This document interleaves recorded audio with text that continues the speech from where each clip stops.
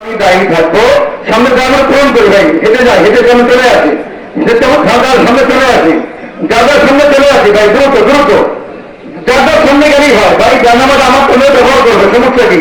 পিছন থেকে কাউকে না রাখি, যাদের সামনে সেটা চলে আসি ভাই, চলে আসি ভাই, তাড়াতাড়ি দ্রুত দ্রুত। অনেক জায়গা ফাঁকা রয়েছে, আমি দেখতে পাচ্ছি অনেক জায়গা ফাঁকা রয়েছে, এখনো কাতারগুলো ফাঁকা রয়েছে, সামনে যাবে পূরণ করে নেই দ্রুত। ঈদ উল ফিতরের নামাজ 2 রাকাত ওয়াজিব নামাজ আমি কিবলামুখী হয়ে এই ইমাম হোসেনের তাকবীরের সাথে আদায় করে দিয়েছি। আল্লাহু আকবার।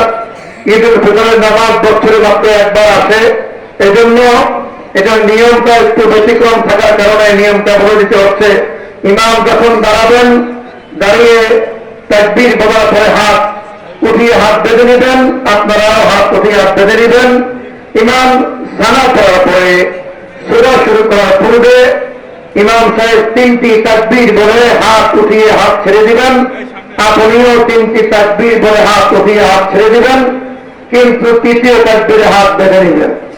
এরপরে যথারীতি নামাজ অন্যান্য নামাজের নিয়মে 2য় রাকাতের সূরা শেষ হওয়া পর্যন্ত চলবে। 2য় রাকাতে রুকুতে যাওয়ার পূর্ব মুহূর্তে ইমাম আবার 3টি তাকবীর বলে হাত উঠিয়ে হাত ছেড়ে দিবেন, আপনিও 3টি তাকবীর নিম্ন স্বরে বলে হাত উঠিয়ে হাত ছেড়ে দিবেন। চতুর্থ তাকবীরে ইমাম রুকুতে চলে যাবেন, আপনারাও রুকুতে চলে যাবেন। ঈদের জামাত বড় হওয়ার কারণে যদি কোনো ওয়াজিব ইমামের ছুটে যায়, ইমাম